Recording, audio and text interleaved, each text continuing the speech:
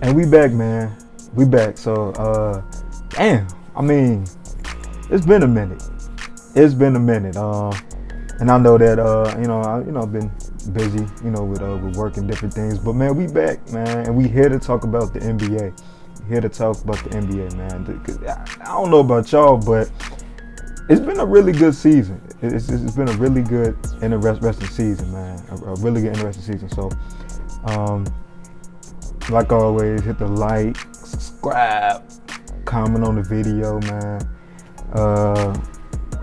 Because the NBA is good right now. It's really good. It's a lot of interesting, fascinating teams, a lot of interesting teams, surprising teams we thought that was probably going to be good this year that's really not all that good. So yeah, it's been a really interesting season, man. And one of the topics, or I don't know if this is a surprise, but I mean, maybe for me, I probably expected this particular team to slow down a little bit, but kudos to them, man. They haven't, and honestly, it's all because of Paul George, man. Paul George, PG-13, man. I know over the past years,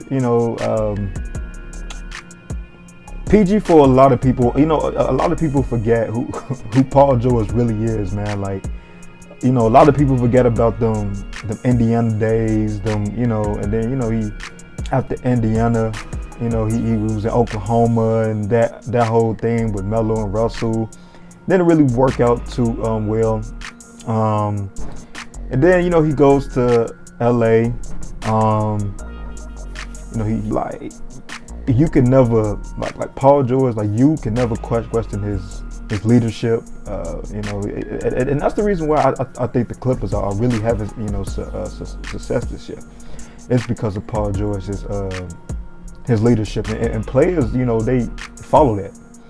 Players, follow that, because Paul George is a player now, especially with Kawhi. He knows that he has to be a player that's leader for this young group. And man, and shout out Paul George, man, because he's leading by example. I think Luke Kennard, like one example of this, like Luke Kennard had said that, like, Paul George kind of like he had missed a big shot or whatever, and Paul George told him, like, look, dog, like, next stand down, I'm going right back to you, like I'm gonna need you for this game or whatever, like. So, like, Paul George is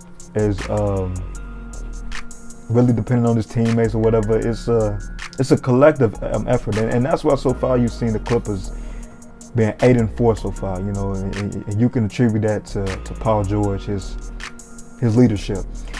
Yeah, man. Like I said, man. We always joked about Paul George. The pandemic P.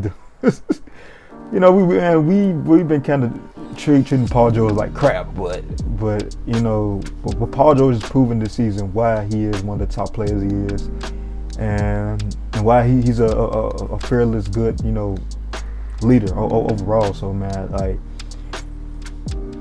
I don't know how you can hate on this man. Like this man is getting it done. He's like I say, he's leading his team.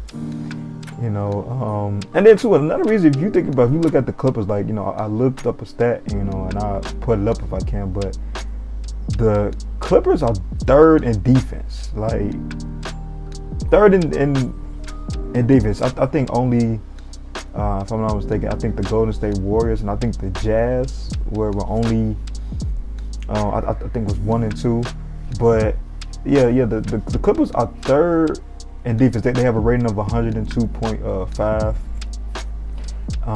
And if you think about it, like, the offensive for this team, even though it's a collective effort, but honestly, I have to give more credit to the likes of Eric Bledsoe or whatever. Like honestly, it's a combo. It's from what I've seen and read about the Clippers so far. It's a combo of Eric Bledsoe and Eric Bledsoe and Reggie Jackson. As Reggie Jackson is, so far for this team is doing all the scoring, but then you got Bledsoe, who's, since Jackson is focused on scoring, Bledsoe can be the one that's focused on, the fending, probably, the fending, and then also rebounding too at a high clip. So it's almost like for Reggie Jackson and Eric Bledsoe, it's almost like peanut butter and jelly, like they complement each other like perfect, and that's been really, helpful for this team. And like I said too, like you already have good defensive players like Paul George, Terrence Mann, and Nicholas Batum. So I mean, that right there is proof, and why you can see why this team is third in defense, man. Like this team, they play as a collective, and honestly, it looks like they're having fun out there as a group, man. So and two, now you can attribute that to Ty Lue, man. Ty Lue, if the Clippers continue at this rate that they own it now, if they continue as like a top team, personally, I would consider Ty Lue for Coach of the Year, man. Like, you got to give credit to Ty Lue, man. Ty Lue has really brought this team together. Like I said, like, man, he's really done a good job with players like Batum, Bledsoe, and Winslow, as far as getting the most out of them, because if you think about these players, most of them have been, the three of them have been journeymen, like, and for some reason teams can't never figure out how to utilize them right and utilize them to get the best out of them. But Ty Lue has found that chord that's striking with them, and he's striking gold with them. Like these players are like, almost in a sense, all three of them are kind of collectively filling the shoe of Kawhi, and like, oh my goodness, if Kawhi come back for this team is dangerous. if Kawhi comes back for this team, it's dangerous, and honestly too, with Kawhi being out, I think it's kind of a blessing in disguise. Not Kawhi getting injured, and that's an unfortunate situation. But Kawhi being out, honestly, it kind of envelops the guys more, like Winslow and Bledsoe. Like even though these players are veterans, but like as far as like because of course if you have Kawhi playing, he's taking up most of the minutes, it's not. But with Kawhi out, these guys can find themselves, more on this team, and continue to build, and build as players, You're never too old, as a player to add to your game and consistently improve, and those guys have been really, really steady pieces for this team. And like I said, you got to credit that to Ty Lue. Ty Lue has got the most out of these players. His, and then too, he's a good, communicator for this team.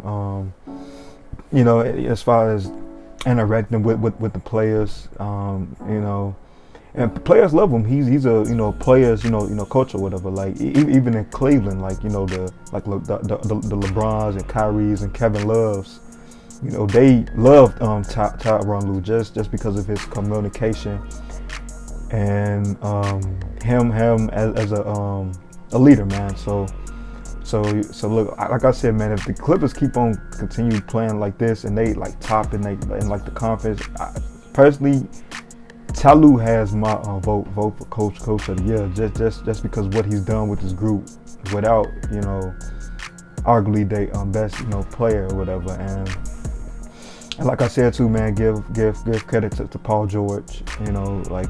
Paul George is something about Paul George. Paul George is really good in situations where he's the 1A, like he's the best player on the team. Like, you seen what he did with the Indiana group as far as leading them or whatever. Like, that's something I realized about Paul George. He's really good as a 1A option, you know, because it gets them to play more aggressive, and, you know, like, I feel like he really loves that responsibility of, like, you know, leading a group and being the guy, you know, so to speak. So, you know, it's working well for him, man. The Clippers are, I think, 8-4 right now, you know. So the shout out to the Clippers, man. A lot of people probably wrote them off, you know, as far as like, I don't know if they're gonna really be, you know, they're probably gonna slip because of Kawhi, but they have proven otherwise. So shout out to them. But man, that's gonna be it for me, man. If you a Clippers fan, if you love the NBA, you know, hit the like button, man.